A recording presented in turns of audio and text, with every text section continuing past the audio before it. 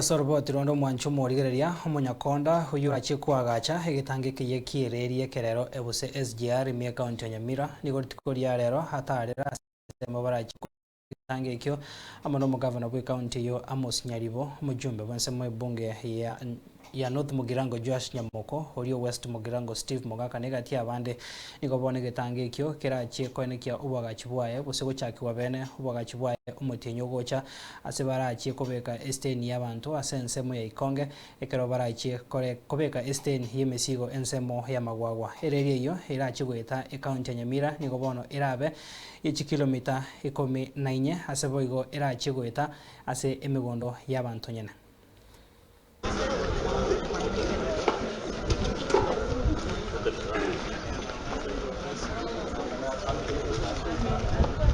Why we are here to inform the governor and the members of parliament that number one, our station for Nyamira account will be located in Mawawa, here in Nyamira account, a main station which we call an intermediate station, which is a major station, and that is where our passengers who are coming by SGR will be embarking. At the same place will be offloading our cargo and loading our cargo in that station. So it is going to be a big station which will cover not less than 60 acres of land. The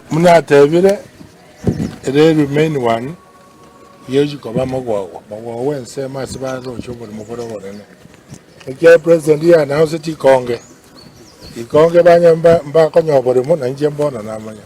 Back on your body, Mobile, I can 60 acres, but I make a station near Mesigo. Lakini Ikonge, a station ya picking passengers na Kumukia, never. You are more going to president here to win it. I can't get you to my wow. N'abantu baitu karamagendera ya chire bali bago chakoba affected mwaka nukibese kyeino igato babororo tutigere nyuma bali mutararo succession ya ino oba abanyeno bole muvuga bakwete no muwakilinde ngocha ku mobilize legal services egerekero umuntu atuke nabwata masakarama ene aliyago chikokolerwa emirimo ya yogwakanwa yene golden chance tikatwa Kenya saim yamono tubwatsi project ye ntutobe aba Kenya varasi fast lane of development. We have timelines, of course. We expect a lot of work will be done, but we have 2 years and a half project from this time. So you can see it will run for almost 2 years and a half. So within those 2 years, I expect we run our train, but I cannot tell you exactly the day and the month, because this is a project that can have some changes anytime, but we are keeping to our promise of 2 years and a half.